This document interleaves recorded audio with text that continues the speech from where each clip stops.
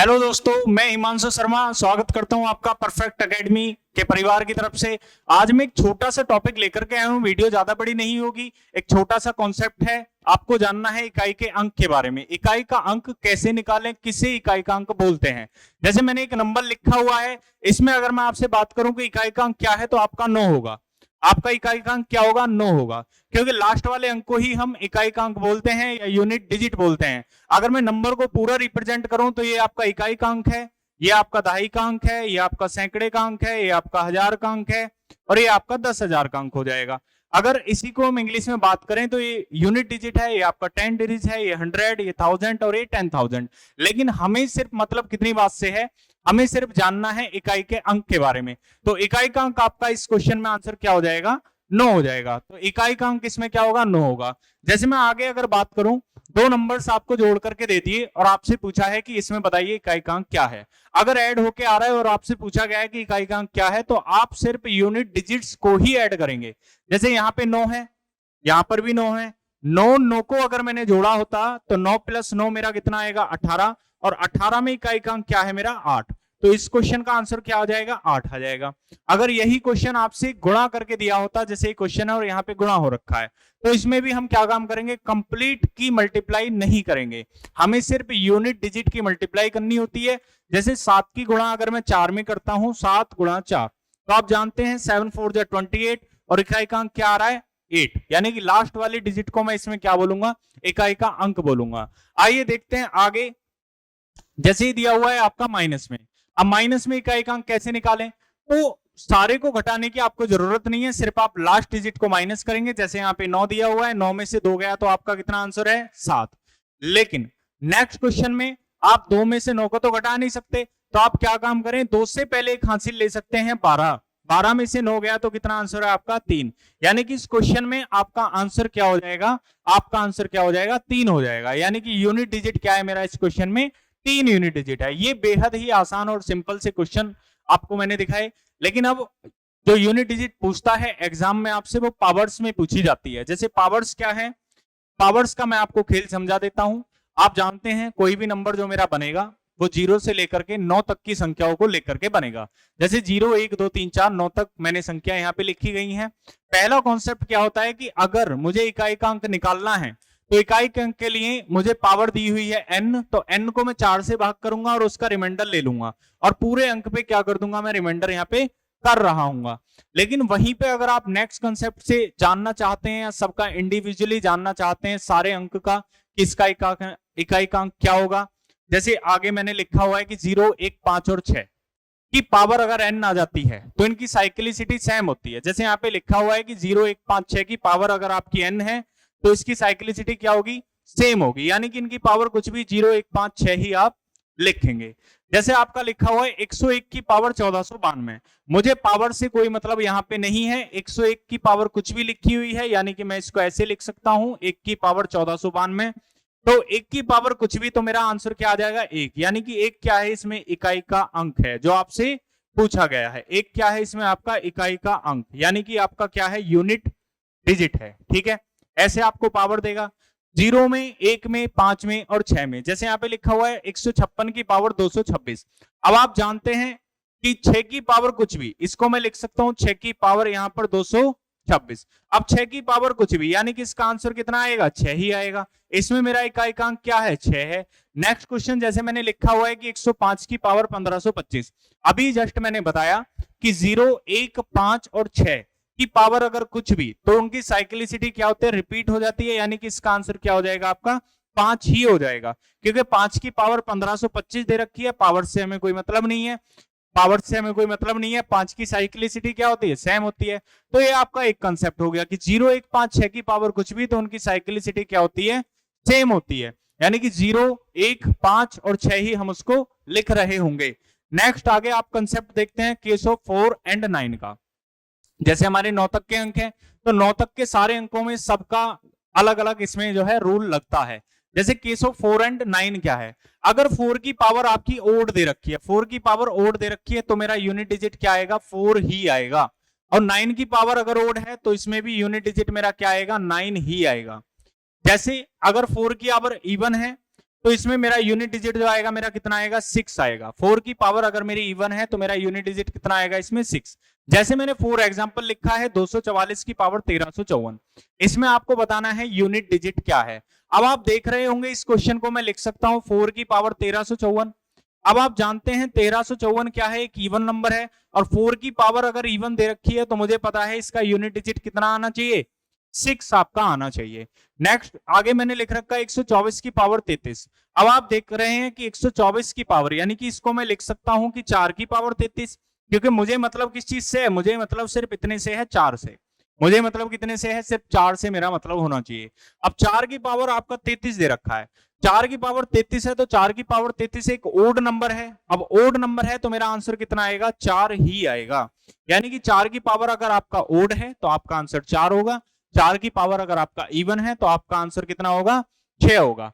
Same 9 के case में, अब 999 की पावर मैंने 333 लिख दी, तो मैं इसको अगर 9 की पावर यहाँ पे लिख सकता हूँ 33 लिख सकता हूँ, तो भी मुझे कोई इफेक्ट नहीं पड़ रहा। 9 की पावर क्या है मेरी, यहाँ पे 9 की पावर मेरी ओड है, तो मेरा आंसर कितना आएगा, यूनिट डिजिट, मेरा यूनिट डिजिट 9 ही रहेगा। यानी कि 9 की पावर अगर ओड है तो मेरा आंसर सेम होता है। 9 के केस में अगर पावर इवन है, जैसे 109 की पावर यहाँ पे 224 लिखा हुआ है, तो मुझे कितने से मतलब है, 9 से। 9 की पावर कितनी है आपकी, 224। 224 क्या है आपकी, एक इवन नंबर है, तो आंसर मेरा कितना आएगा, 1 आपका आंसर आ रहा होगा। आगे चलते हैं, नेक्स्ट आगे बढ़ते हैं, जैसे 2 3 7 8। 2 3 7 8 के कंसेप्ट में हम क्या काम करते हैं कि जो पावर दे रखी है उसको 4 से भाग देते हैं और हम रिमाइंडर ही लेते हैं। ठीक है, रिमाइंडर ही लेंगे। जैसे क्वेश्चनों से हम इसकी बात करते हैं, जैसे आपका पहला क्वेश्चन स्क्रीन पर आपको दिख रहा होगा। इतना कॉन्सेप्ट समझ में आया तो इसका आंसर वीडियो को पॉज करेंगे और इसका आंसर कमेंट में देंगे। अब जैसे लिखा हुआ है यहाँ पे 2137 की पावर आपका है, 2137 की पावर कितना लिखा हुआ है, 753। आपसे इसमें पूछा है यूनिट डिजिट क्या है। क्या मैं इस क्वेश्चन को ऐसे लिख सकता हूं 7 की पावर 53, क्योंकि आप जानते हैं कि 4 का डिविजिबिलिटी रूल क्या होता है कि लास्ट की दो संख्याओं में 4 का भाग जाना चाहिए तो संख्या 4 से डिविजिबल है, अदरवाइज नहीं है। अब मैंने अगर 53 में 4 का भाग किया यहाँ पे 53 में, तो कैसे मैं भाग करूंगा, 4 एकम 4, यहाँ पे बचा 1, 3 4 तिया 12, तो मेरा रिमाइंडर कितना बचा, 1। यानी कि सर 7 की पावर अगर मैं 53 लिख रहा हूं तो भी बात 1 है, और 7 की पावर 1 लिख रहा हूं तो भी बात 1 है। मैंने इसको 4 से भाग किया तो मेरा रिमाइंडर कितना बचा, 1 बचा।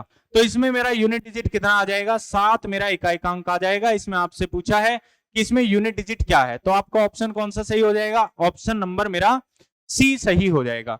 आइए चलते हैं नेक्स्ट क्वेश्चन की तरफ। नेक्स्ट क्वेश्चन आपका दे रखा है 13 की पावर 2003। तो 13 की पावर आपका 2003 दे रखा है, इसमें कैसे करें, तो इसको मैं जैसे 13 है तो मुझे यूनिट डिजिट से मतलब है 3, और 3 की पावर में ऊपर कितना लिख सकता हूं, 03 यहां पे लिख सकता हूं। अब आप 3 में अगर 4 का भाग देंगे तो कंप्लीट जाएगा नहीं, तो इसी को मैं अगर 3 बार खोल दूं, 3 की पावर 3 को, 3 तिया 9 तिया 27, तो 27 में जो यूनिट डिजिट है वो क्या है, 7, क्योंकि मुझे मतलब है सिर्फ और सिर्फ लास्ट वाली संख्या से। तो मेरा ऑप्शन कौन सा सही हो जाएगा, ऑप्शन नंबर ए मेरा सही हो जाएगा। आइए चलते हैं तीसरे क्वेश्चन पे। अगर आपको कॉन्सेप्ट समझ आ रहा है तो वीडियो को पॉज करेंगे और सारे क्वेश्चनों का आंसर कमेंट में देंगे। ठीक है, अब जैसे क्वेश्चन लिखा हुआ है यहाँ पे 22, अब 2 की पावर में इसको अगर 23 लिख दूं तो भी कोई दिक्कत नहीं है। अब 2 का रूल क्या होता है कि हमें इसमें भी 4 से भाग देना है। अगर 4 से मैं भाग दे रहा हूं तो 23 में तो 2 की पावर 3 बचेगा, 4 से ऐसे 23 में भाग करके देख लो, 4 पंजे 20, तो मेरा कितना बचा, 3। और जो रिमाइंडर बचता है, जो मेरा शेषफल बचता है, उसको मैं कहां पे लिख लेता हूं, 2 की पावर में लिख लेता हूं। 2 की पावर अगर आप 3 बार खोल रहे हैं तो 2 गुणा 2 गुणा 2, मेरा आंसर कितना आ जाएगा, 8 आ जाएगा। ये कुछ सिंपल से क्वेश्चन आपके लिए रहे। और आगे जैसे नेक्स्ट क्वेश्चन की हम तरफ चल रहे हैं, 7 की पावर 105, इसका आंसर आप मुझे कमेंट में देंगे। आप जहां भी रहते हैं, मैं इसे RW लिख देता हूं, रेंट वर्क है आपका, इसका आंसर आप कमेंट में देंगे। आगे क्वेश्चन लिखते हैं, जैसे क्वेश्चन लिखा हुआ है मल्टीप्लाई वाला।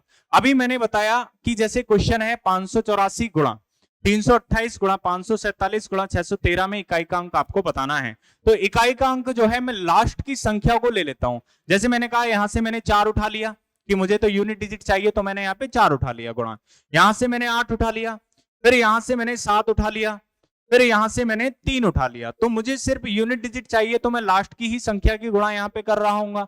और लास्ट की संख्या में भी जैसे मैंने कहा 4 अट्ठे 32, और 32 का मैं 32 नहीं लिखूंगा, सिर्फ कितना लिखूंगा, 2 लिखूंगा, क्योंकि मुझे सिर्फ इकाई के अंक से मतलब है।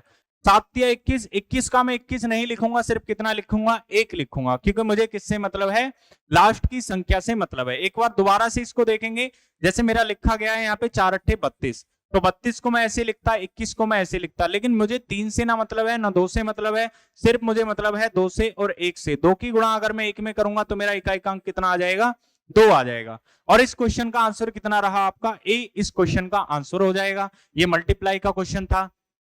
नेक्स्ट क्वेश्चन अगर हम बात करें तो पावर्स वाला अब आपका क्वेश्चन आ गया है। अभी मैंने अलग अलग पावर्स कराई, अब मैंने यहाँ पे मल्टीप्लाई में पावर्स लिखा हुआ है। जैसे यहाँ पे है 56 27 की पावर 153, क्या मैं इसको 7 की पावर 53 लिख सकता हूं? लिख सकता हूं? नहीं। बिल्कुल क्लियर है बात भाई। 4 के लिए क्या काम करते हैं हम कि लास्ट की 2 संख्या चाहिए, और लास्ट की 56 27 ना लिख करके मैं 7 लिख सकता हूं।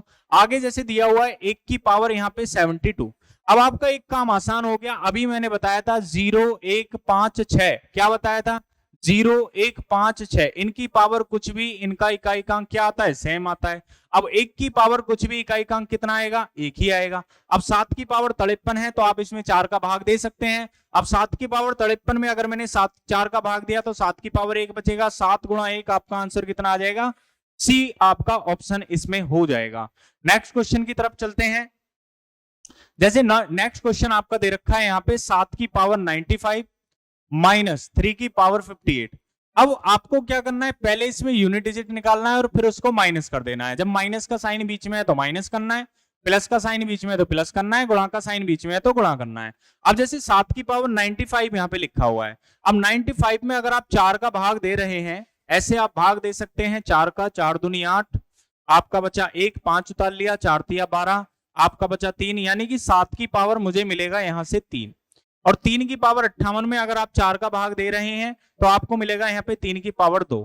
आप जानते हैं 7 की पावर 3 को मैं कितना लिख सकता हूँ, 7 सत्ते 49 और 49 सत्ते 343, यानी कि 3 आएगा। अब 3 की पावर यहाँ पे अगर मैं लिख दूं 9, तो अब 3 में से 9 तो आप घटा नहीं सकते, तो आपका आंसर क्या होगा। मैंने बताया कभी भी 3 में से अगर एक घटाना है तो यहाँ पे हम 1 मान लेते हैं, और 13 में से मैंने 9 घटाया तो मेरा आंसर कितना आएगा, 4 आएगा। कुछ बच्चे इसका आंसर माइनस में बताएंगे कि माइनस का 6 है, तो माइनस का 6 इसका आंसर नहीं है, आंसर क्या है इसका, 4 है। एक बार दोबारा से इसको समझेंगे। जैसे 7 की पावर 3 लिखा हुआ है तो 7 गुणा 7 गुणा 7, 7 सत्ते 49, 49 गुणा अगर मैं 7 करता हूं तो मेरा 343 आता है। ठीक है, 343 का मैंने यहाँ पे लिख दिया कितना, 3 लिख दिया।